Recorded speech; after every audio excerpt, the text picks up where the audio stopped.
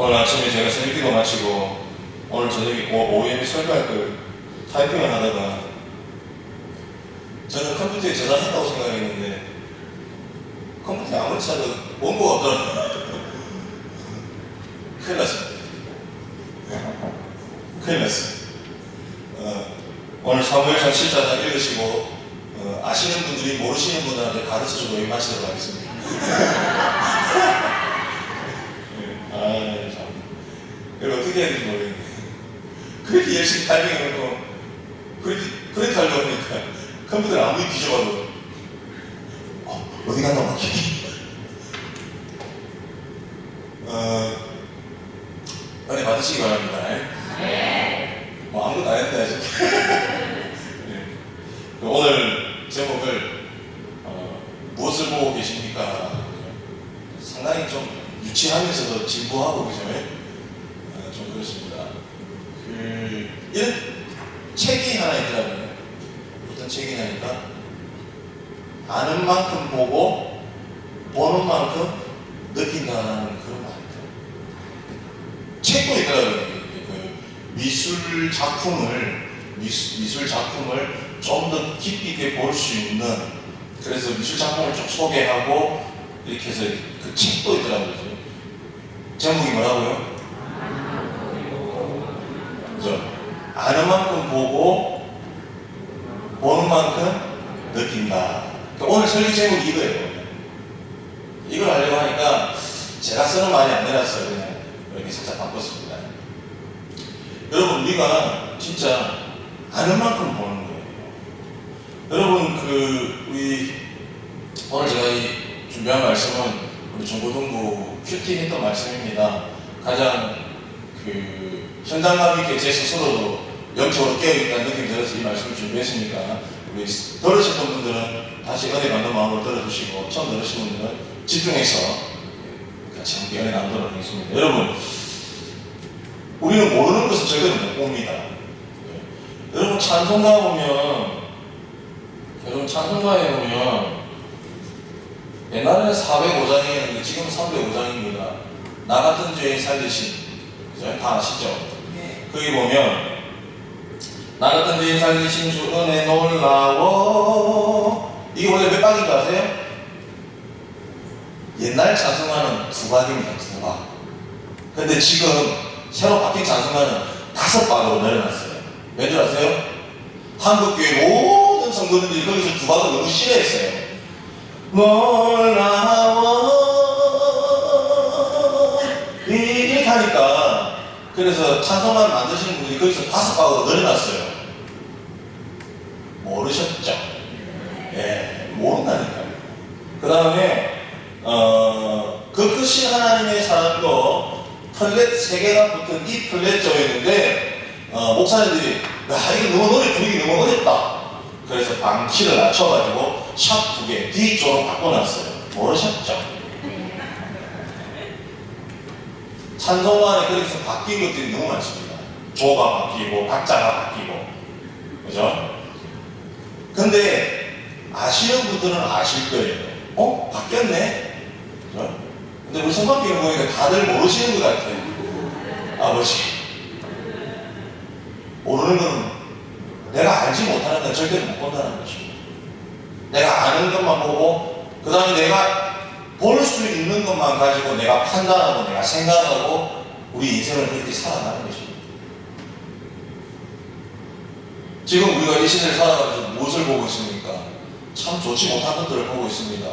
저 얼마 전에 목사님께 설교하실 때 말씀드렸지만 서울 송파구에 모녀들 월세하고 공간을 남겨두고 동반 자살하고, 참 지금 우리가 옛날에는 상상도 하지 못한 그런 것들을 우리가 보면서 살아가고 있습니다. 우리뿐만 아니라 우리의 자녀들도 그것을 그대로 보고 살아가고 있다는 것입니다. 청년들이 갈 데가 없어가지고, 직장이 없어가지고, 우리 속된 표현으로 빌빌거리고 있는 모습들 보고 있다는 거예요. 그런 걸 보면서 우리가 자라가고 있습니다. 우리들 시선에 들어오는 것들이 너무나 좋지 못한 것들이 많이 들어오고 있다는 거죠. 여러분, 우리가 이럴 때일수록 어떻게 해야 됩니까? 우리는 더욱더 말씀이 깨어 있어야 되고, 더욱더 하나님께서 우리에게 뭘 원하는지 보고 살아가야 돼요. 내가 예수님과 함께 살아가는 삶이 어떤 것인지에 대해서 우리가 깊이 고민하면서 살아가야 돼요. 오늘 제가 우리 중고등부 애들한테 예배 시간에 제가 화를 냈습니다. 제가 생긴 건 되게 이렇게 재밌게 생겼잖아요. 죄송합니다. 반응이 없는 거 보니까 제가 좀 악하게 생겼습니다. 오늘 제가 중고등부 애들한테 한바탕 소리를 쳤습니다.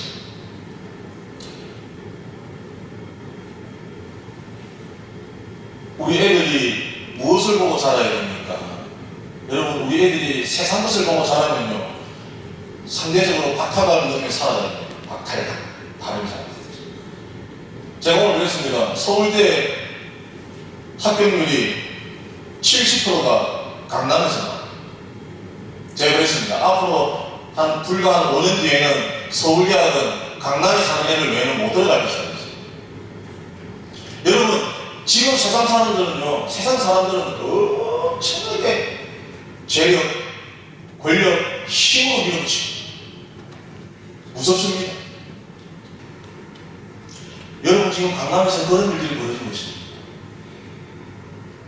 세상에서 자기들의 권력을 유지하려고, 자기들이 가지고 있는 걸 유지하려고, 여러분, 그곳에는 어느 누구도 못 들어오게 자기들이 차단하는 거죠. 여러분, 그 사람들하고 뭘 갖고 싸우겠습니까? 여기 혹시 돈이 많으신가요? 권력이 혹시 있으신가요? 그죠? 여러분이 그들과 절대로 세상 것과는 싸울 수가 없습니다.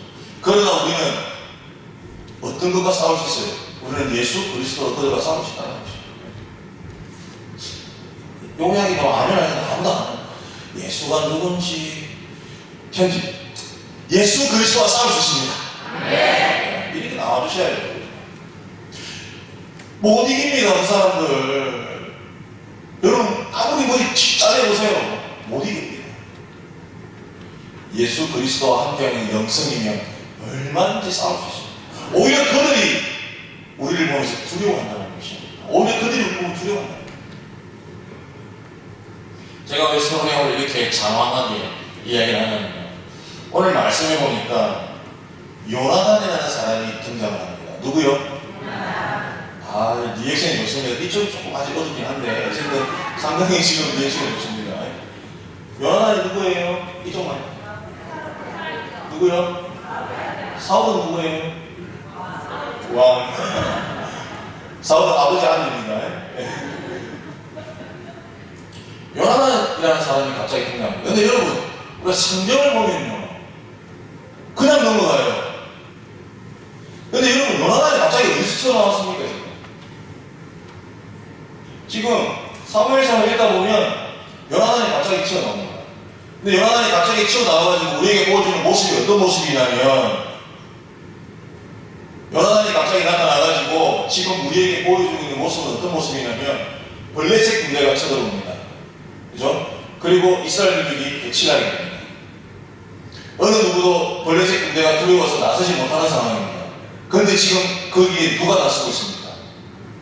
요나단이 누구와 함께, 자기의 무기를 든 자와 함께 두 사람이 블레셋 진영으로 쳐들어갔어요. 그래가지고 요나단이 가니까, 요나단이 지나가니까 이상한 일이 벌어졌어요. 뭐라고요? 그냥 요나단을 사람들이 엎드러져. 그러니까 칼을 든 친구가 어떻게 해요? 그들을 보내었더라, 이렇게 말했습니다. 지금 여러분 보시기 바랍니다. 이 요나단이라는 사람이 갑자기 어디서 나타나가지고, 물론 사울의 아들이지만 어디서 갑자기 나타나가지고 이런 극단적인 행동을 하고 있습니다. 여러분, 이게 극단적인 행동입니까? 아니면 믿음이 있는 행동입니까? 애매합니다, 여기. 그죠? 여러분, 믿음이 있으면 이런 극단적인 행동도 가능하다는 것입니다. 물론 이 극단적이라는 말이 좋은 의미입니다. 요나단이라는 사람이 갑자기 나타나가지고 모든 사람들이 두려워 떨고 있는 그 블레셋 진영을 향해서 단 두 사람이, 그것도 칼 하나 달랑 들고 갑니다. 그래서 오늘 읽지 않았지만 제가 우리가 23절부터 이거 16절부터 보면요, 난리가 납니다. 블레셋 군대들이 서로 죽이고 난리가 납니다. 그죠? 오늘 우리 1장 15절에 진동하여서 이는 큰 떨림이었더라, 이렇게 나왔습니다. 큰 떨림이었더라. 그래서 저는 고민했습니다. 도대체 이 요나단은 갑자기 나타나가지고 어떻게 우리에게 이런 모습을 보여줄까? 그냥 믿음이 좋아서라고 이야기하기에는 그의 행동은 너무나 대담하다는 것입니다. 그래서 제가 요나단에 대해서 다시 한번 생각해 봤습니다. 보니까 그럼 과연 요나단은 과연 어떤 시선을, 어떤 것들을 보면서 그가 자라왔는가? 그죠? 일단 요나단이 나이가 몇 살인지 우리가 몰라요. 요나단 나이가 몇 살쯤 될 것 같아요? 네? 그죠? 지금 아무도 모릅니다. 요나단 나이가 몇 살인지 몰라요. 근데 중요한 것은 요나단은 전투에 참가할 수 있는 능력이 있는 사람이다. 전투에 참가할 수 있는. 그래서 일단 그거는 적어두고 제가 많이 더 길어지면 안 되니까. 그래서 저는 과연 요나단이 도대체 어떻게 해서 저에게 저런 믿음이 생겨질까라고 고민해 봤습니다. 첫 번째로 요나단이 과연 본 것이 무엇일까? 요나단이 무엇을 보고 저렇게 믿음이 생겨났을까? 첫 번째로 제가 사무엘상 12장 16절에서 19절 말씀을 한번 찾아봤습니다. 저는 이 부분을 보고 이렇게 생각했습니다. 요나단이 바라본 것은 무엇이냐면 전능하신 하나님을 요나단이 바라봤다는 것입니다. 그게 무슨 말이냐면 사무엘상 12장 16절에서 19절까지 보면 제가 간략하게 줄여서 17절에 보겠습니다.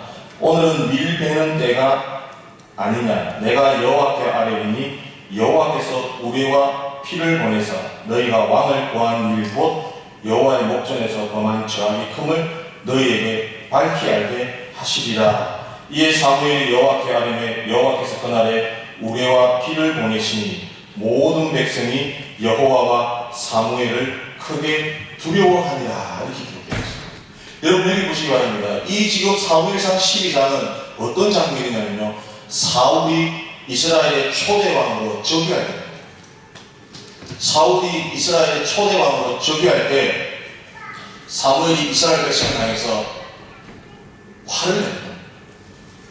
너희들이 원했던 그 왕을 내가 좀 세워주겠다. 그죠? 근데 사무엘이 어떻게 합니까? 하나님이 이스라엘에게 왕 세우는 것에 너무나 마음 아파하셨어요. 그죠?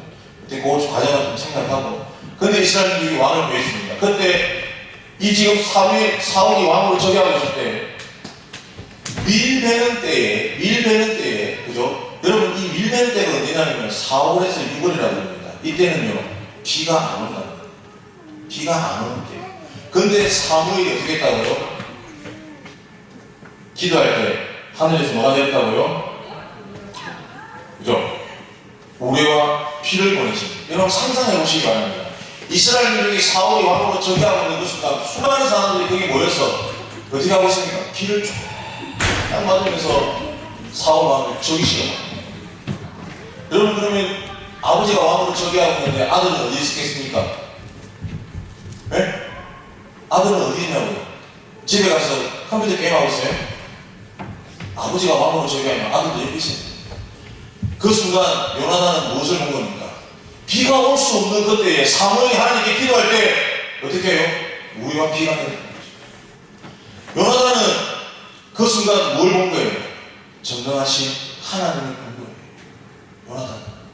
이야, 하나님이시구나. 이분이 하나님이시구나. 요나단이 그것을 봤다는 것입니다. 그리고 두 번째 제가 나름대로 표현했습니다.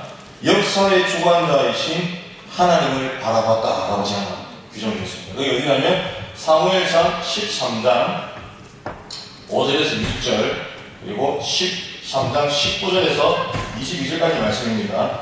13장 5절 6절 블레셋 사람들이 이스라엘과 싸우려고 모였는데 병거가 3만이요 마병이 6,000명이요 백성은 해변의 모래같이 많더라. 그들이 올라와 베나멘 동쪽 믹마스에 진침해 이스라엘 사람들이 위급함을 보고 절박하여 굴과 수풀과 바위틈과 엄밀한 곳과 웅덩이에 숨었다라고 이야기하고 있습니다. 여러분 보시기 바랍니다. 블레셋 사람들이 이스라엘과 싸우려고 모였는데 병거가 얼마요? 병거가 3만입니다. 병거가. 여러분 병거가 뭐예요? 예, 우리 장로님 전차입니다. 전차. 배너죠, 배너. 배너에 보면 로마 군인들이 전차를 끌고 그 전차 바퀴에 칼들이 있어요. 칼이 쫙 청같은 게 그렇게 있어요. 지나가고 있어요. 그리고 마병이 얼마요? 마병이 6천. 그리고 백성들은 어떻다고요? 모래와 같이. 모래와. 쉽게 말하면 블레셋 사람들이 엄청나게 요즘 말로 하면 엄청난 화력을 가지고 이스라엘을 공격하려고 왔다는 거예요. 근데 오늘 13장 19절 22절에 보니까 이렇게 기록되어 있습니다. 그때 이스라엘 온 땅에 뭐가 없으니? 철공이 없으니. 여러분이 주목하셔야 됩니다. 이 말씀이에요. 철공이 없으니 이는 블레셋 사람들이 말하기를 히브리 사람이 칼이나 창을 만들까 두렵다고 했습니다. 온 이스라엘 사람들이 각기 보슬이나 사비나 도끼나 괭이를 펴려면 블레셋 사람들에게로 내려갔었는데 쉽게 하면 칼, 뭘 빌리려면 어디로 가야 된다고요? 블레셋, 자기들이 온 이스라엘 사람들이 곧 그들이 괭이나 사비나 쇠사랑이나 도끼나 채찍이 묻을 때에 그리하였으므로 쭉 넘어가서 21절에 싸우는 날에 사울과 요나단과 함께한 백성의 손에는 뭐가 없다고요? 칼이나 창이 없고 오직 사울과 그의 아들 요나단에게만 있었더라. 여러분 이 장면을 한번 잘 상상해 보시기 바랍니다. 지금 블레셋이라는 나라는요 병거가 얼마요? 3만. 마병, 기마병, 말 타고 사람 막 그렇게 하는 거예요. 얼마? 6천. 근데 이스라엘은 지금 어떻다고요? 칼이 없어요. 여러분 이 사실에 주목해야 됩니다. 지금 블레셋은 엄청난 화력을 가지고 이스라엘을 침공해 왔습니다. 근데 이스라엘은 그들과 싸울 수 있는 뭐가 없다고요? 칼이 없다고요. 칼이 없어요. 이게 중요한 게 아니에요. 뭐가 중요한 거예요? 그런데 블레셋이 이스라엘을 공격하지 못한다는 것입니다. 여러분 이 사실에 주목하셔야 돼요. 여러분 성경을 보시기 바랍니다. 이 엄청난 군사를 이끌고 와갖고 블레셋이 이스라엘을 쳤다는 말이 없어요. 무슨 말입니까? 이 엄청난 군사를 이끌고 이스라엘 앞에 딱 버티고 섰습니다. 근데 어떻다고요? 블레셋이 이스라엘을 공격을 못하고 있어요. 칼 두 자루 들고 있는 사울과 요나단만 칼 두 자루 들고 있는 그 이스라엘 에서 블레셋이 공격을 못하고 있어요. 왜 공격을 못하죠? 왜 공격을 못합니까? 그 엄청난 화력을 가지고 있는데 블레셋은 엘리의 아들 홈니와 비나스가 사고를 치는 바람에 여호와의 언약궤가 블레셋으로 넘어가게 됩니다. 그때 무슨 일이 벌어졌습니까? 이 언약궤가 가는 곳마다 블레셋에서 처참한 죽음이 일어났습니다. 언약궤가 가는 곳마다 여기 가도 괜찮겠지 사람들이 죽어나갑니다. 그래서 결국 이 블레셋 사람들이 이 언약궤를 어떻게 합니까? 이스라엘에 다시 돌려보낸다. 왜? 그 언약궤가 있으니까 블레셋 사람들이 죽어나가는 거예요. 그리고 자기들 세계의 다가온 신상이 무너지는 거예요. 블레셋은 이스라엘들도 몰랐던 누구를 본 거예요? 하나님의 주요. 이스라엘 백성이 무서워서 공격 못한 것이 아니라 이스라엘 백성을 지키고 있는 하나님이 무서웠기 때문에 그들은 그 엄청난 군사를 이끌고 왔고 이스라엘 공격을 못한다는 것입니다. 이 사실을 누가 보고 있어요? 이 사실을 요나단이 봤다는 것입니다. 이 사실을 요나단이 봤다는 거예요. 여러분 이 시각이 너무나 중요한 것입니다. 모든 사람들은 이스라엘 백성들은 두려워 떨고 있고 저 군사들 앞에 우리가 어떻게 뭘 할 수 있을까라고 이야기할 때 요나단은 살아계신 하나님을 본 거예요. 블레셋 사람들이 자기를 쳐들어오지 못하는 것을 그는 보았다는 것입니다.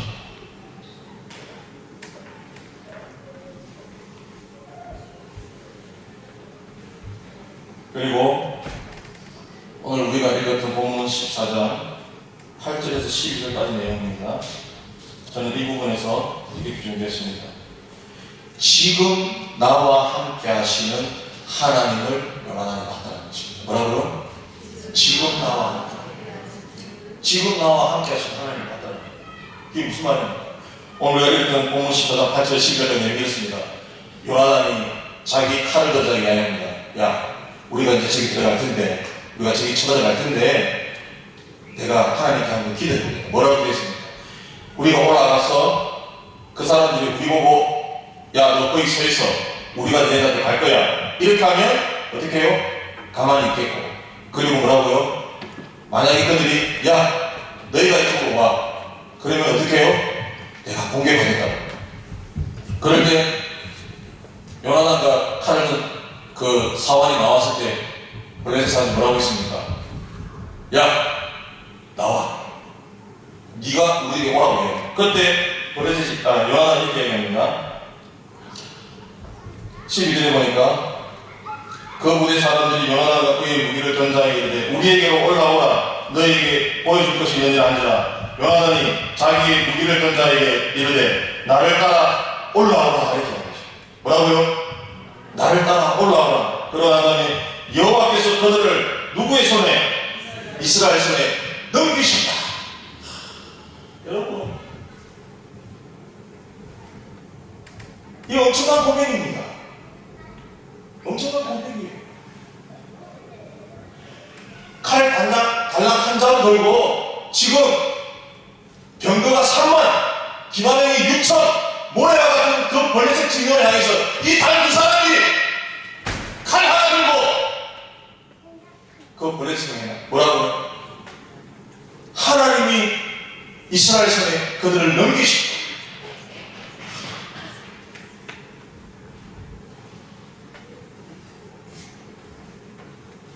정말 감동입니다. 여러분, 하나님 말씀을 보면서 그냥 너무 많지 마시기 바랍니다. 하나님은 전능하신 하나님입니다. 하나님은 역사를 주관하신 하나님입니다. 그리고 그 하나님은 어떻게 해요? 지금 나와 함께. 지금 나와.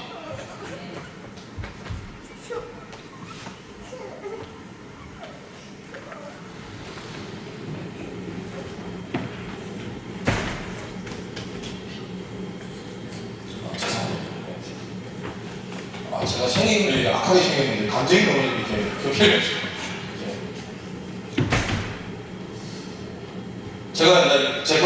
제가 그 압구정동에 있을 때 그 친구들 저보고 처음에는 가니까 깡배 목사님, 조풍 목사님, 어느 순간 눈물의 목사님 이렇게. 저는 여러분에게 다시 한번 물어보고 싶습니다. 여러분 뭘 보고 계십니까? 지금 이 시대를 살아가는 여러분, 지금 여러분들이 뭘 보고 계세요? 세상을 보고 계십니까? 그 엄청난 파도처럼 몰려온 세상을 보고 계십니까? 아닙니다. 여러분 그 뒤에 하나님을 보셔야 됩니다. 전능하신 하나님, 역사를 주관하신 하나님, 지금 나와 함께 하시는 그 하나님을 보셔야 됩니다. 다시 한번 물어볼게요. 질문하겠습니다. 여러분, 우리는 우리 자녀들에게 무엇을 보여줄 수 있습니까? 세상 속에서 겨우겨우 살아가는 엄마 아빠의 모습을 보여줄 것입니까? 아닙니다. 역사의 주관자이신 하나님이 우리와 함께 하심을 우리 자녀에게 보여줘야 된다는 거예요.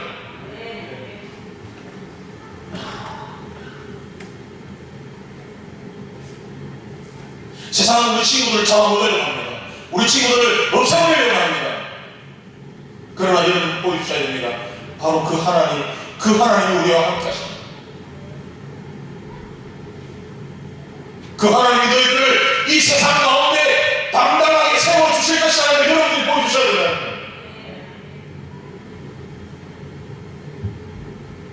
그럴 때 여러분의 자녀들이 누구와 같이, 요나단과 같이 칼이 아니죠. 그 하나님을 잡고 세상 향해 돌진하시는 것입니다. 그들을 통해서 하나님은 당신의 나라를 세워가신다는 거예요. 이 말씀을 보시면 여러분, 말씀 속에 지금 이 시대에 하나님이 나에게 무엇을 바라고 계시는지, 하나님, 제가 이제 당신을 보기를 원합니다. 살아 역사하시는 하나님, 주관자이신 하나님, 그리고 나와 함께 하시는 그 하나님을 보기를 원합니다. 이런 고백들이 터져 나와야 돼요. 이런 고백들이 언제까지 그냥 이렇게 앉아가지고 그냥 여기 꼭지 터져 않게 하나님 우리와 함께 하시고 우리를 이끄시고 역사하시고 우리를 시험해 주실 줄 믿습니다. 기도드리겠습니다.